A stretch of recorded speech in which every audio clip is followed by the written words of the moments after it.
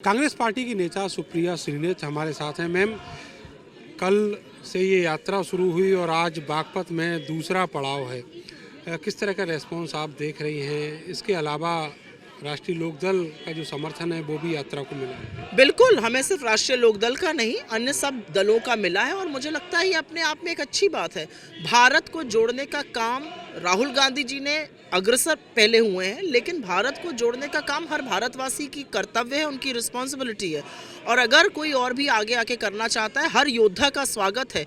ये योद्धाओं का काम है, तोड़ना तो तानाशाह का काम होता है। भारत को एकजुट होकर जोड़े रखना हर उस व्यक्ति का काम है जो भारत से प्यार करता है, मोहब्बत करता है और देश को एक रखना चाहता है। मैम, इस तरह की जो यूनिटी है, क्या ये 2024 के लोकसभा चुनाव में भी दिखाई देगी? मुझे लगता है कि जैसा कि राहुल गांधी जी ने अपनी 31 दिसंबर की प्रेस कॉन्फ्रेंस, जो उनकी 11वीं प्रेस कॉन्फ्रेंस थी पिछले साल में, जो मोदी जी ने एक भी नहीं करी पिछले 9 साल में, उन्होंने ये बिल्कुल स्पष्ट कर दिया कि विपक्ष पूरी तरह से जुड़ा हुआ है।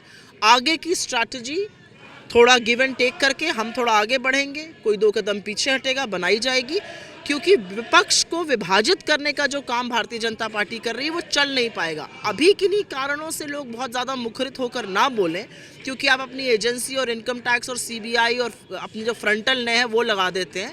लेकिन विपक्ष को समझ में आ गया है कि भारतीय जनता पार्टी को अगर ख़त्म नहीं किया गया, अगर भारतीय जनता पार्टी की तानाशाही मोदी और अमित शाह की चलती रही, तो ये देश बिखर जाएगा। मैम, जिस तरीके से कल जैसे ही यात्रा एंटर हुई उत्तर प्रदेश में, उसके बाद जो बीजेपी के हमले थे वो बढ़ गए, लेकिन आज सुबह एक अलग सी हमले जो लगातार वो कांग्रेस के ऊपर कर रहे थे, आज सुबह एक नया जो ट्विस्ट है वो ये है कि चंपक राय, जो श्री राम जन्मभूमि न्यास से संबंधित पदाधिकारी हैं, उन्होंने समर्थन किया है इस यात्रा को। सिर्फ उन्होंने समर्थन नहीं किया, श्री राम जन्मभूमि के मुख्य पुजारी ने इस यात्रा का समर्थन भी किया है, राहुल जी को अपना आशीष भी दिया है और जय सिया राम का नारा भी लगाया है। अपनी चिट्ठी में उन्होंने जय सिया राम लगाया, जो राहुल जी बात कहते हैं। तो मुझे लगता है भारतीय जनता पार्टी को भी अब एक आंदोलन छेड़ना चाहिए कि जिस सीता के बिना भगवान राम का नाम अधूरा है, जो बार बार राहुल जी कहते हैं, वो भी जय सिया राम जय सीता राम कहें, जिसको सुनते हुए, जिसको कहते हुए हम बड़े हुए हैं।